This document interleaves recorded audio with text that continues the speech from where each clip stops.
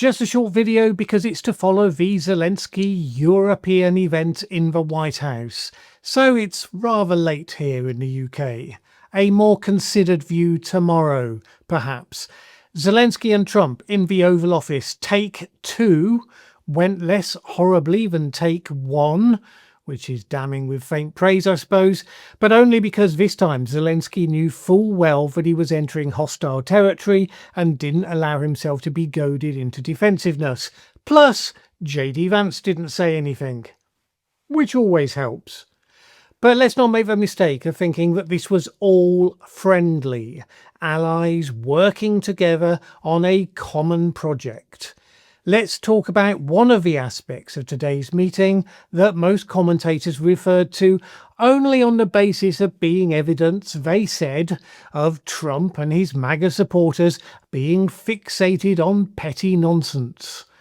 But they're wrong about that, sort of.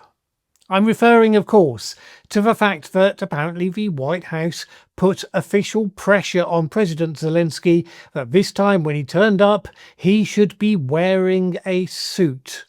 You'll recall that during the disastrous meltdown incident, the fact that Zelensky, as usual since the war has started, was not wearing a suit, was wearing fatigues, was picked up on as a sign of disrespect. It obviously irritated Trump. He commented on it as he met Zelensky at the door, and it turned into the first signal of how things were going to go when one of the MAGA-friendly journalists challenged him on it early on. That was then. So this time, there was lots of chat about this in MAGA circles, and it apparently turned into a push from the White House itself. How trivial, how absurd, various commentators have been saying. Well, no, come on, this is 101 stuff. It is a blatant power play. Push Zelensky, who is coming here, they feel, as a supplicant, and a pretty desperate one at that. Force him to adapt his dress on demand, to abandon his high-minded principles to please the emperor.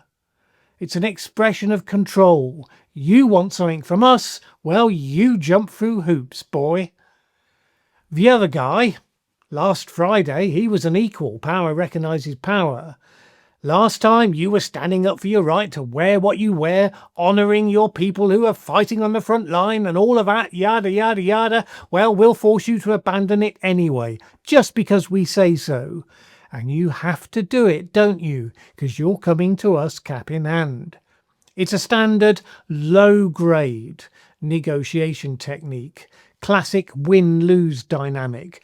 Pushing the other guy into a defensive position from the start.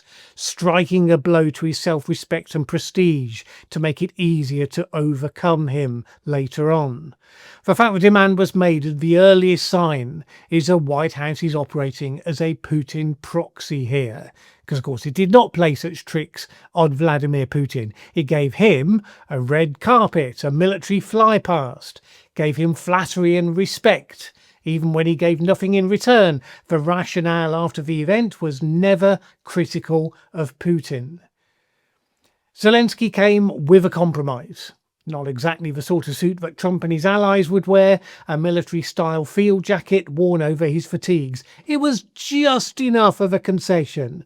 They decided to compliment him on the change rather than attack him for not changing enough. And I mean, look, yes, it's pathetic, it's ridiculous, only of significance, because people who are lining up with the invader of his country were looking for ways to use whatever psychological tricks they could to denigrate the person they want to bully. In the hours before today's meeting, President Trump posted comments about how Ukraine needed to accept it would never get Crimea back, it would never be a member of NATO, all of these sorts of Putinesque comments. And of course he has made no such similar demands of Putin. All he has done is to accept Putin's frame for how the resolution of a war should be discussed. And this is reflected in how his witless special envoy talks about it as well, Steve Witkoff. Russia, he told the media yesterday, was prepared to make a concession in not insisting on all 4 of their target regions being given to them in total. It's the abusive reframing of a hostile takeover, where taking over slightly less of your territory is described as a concession. The other side has given a concession, President Zelensky. Don't you think you should be meeting them halfway? It is truly, utterly ridiculous, absurd, that this is now the official language of the White House and for this conflict.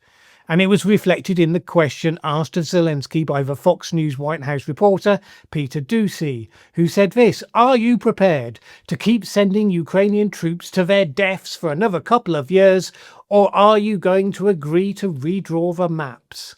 How morally compromised do you have to be to ask that question? Was it literally drafted for you by the Kremlin? Because they could hardly have done it better. And while commentators are noting its identical tone to the arguments and rationale of Putin's Russia, they are still resisting the obvious conclusion that it signals that the United States is actively on that side to all intents and purposes. It is something that's been very obvious from early after Trump began his second term. I started using the phrase "the US is an adversary of Ukraine" almost from the start, because it was obvious then. And here we still are pretending it's otherwise, because as soon as the reality's out in the open, that's when it will start to get ugly. And so, yes, the European leaders came and they did their duty. The public part of the meeting, they did it around the table where they all talked about how wise and wonderful President Trump had been to get us to this point. Nobody else could have done it, blah, blah, blah. To be fair, some of them made sure to say similar things about the Ukrainian people fighting bravely for their country. Merz and Macron gently pushed back on the idea that a ceasefire should be forgotten as a key principle for the process. But always the constant reference back to the he who must be flattered, because this was all about him. That was why they were all here. A number of commentators were making a big thing out of the fact that Trump made reference to the security guarantees. His wording in these was like this. He said that Europe would of course be the first line of defence, but he added, "We will give them very good protection, very good security." That and the phrase Article 5 style security guarantee has led the excitable to think this is some kind of a concrete commitment for US military involvement of some sort. But really, what's the point? They did all of this last week, albeit from a distance that time, and they believed they had won the arguments. He'd said some things that made them think they'd made a breakthrough. You cannot make a breakthrough with President Trump. What he says today, he will flatly contradict tomorrow. And certainly there is no commitment he can make that you can take to the bank the next day or the day after. There's only two things he's been consistent about over the last 6 months. One, he loves tariffs. Well, okay, that's for another day. Two, he takes Russia's side in how this conflict is framed and where he applies pressure to get it resolved. The European leaders were here today because they had to fight a major rearguard action to try to prevent Trump from doing what he was obviously gearing up to doing, positioning Zelensky and Ukraine as the obstacles to peace. In so doing, they made it more difficult for him to do that right now. But since he did a complete 180-degree turn in 3 days on ceasefires, having been all in on one on Thursday, and then wholly against one by Saturday, what commitment do you think you can push him to make that's going to last? It's like staying in an abusive relationship because you believe if only you could try a bit harder, then surely they'll be won over and they'll stop beating you. Not an approach that historically has much of a track record.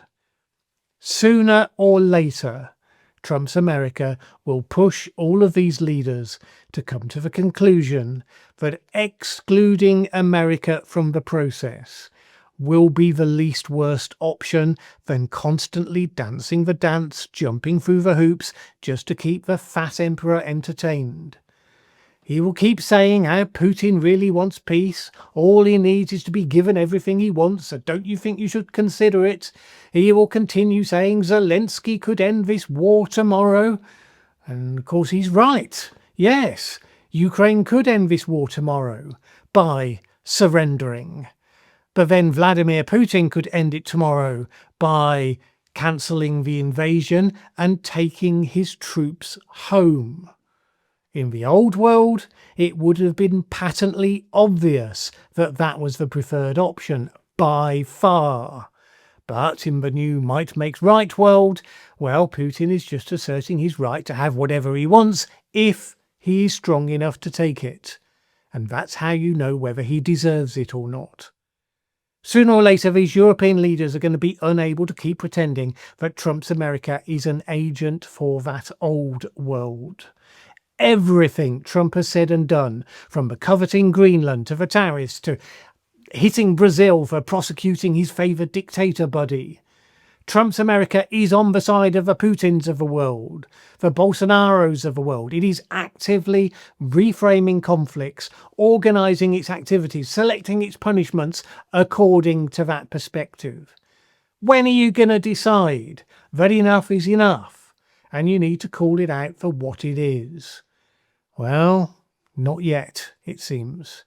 You have to wonder if it wouldn't be better, though, if now would be the time when all these people stopped flattering the man who claims he personally stopped 6 wars and said, this is enough. At this point, how much worse would that really be than what you have at the moment? Who knows? Maybe we'll have found out by tomorrow.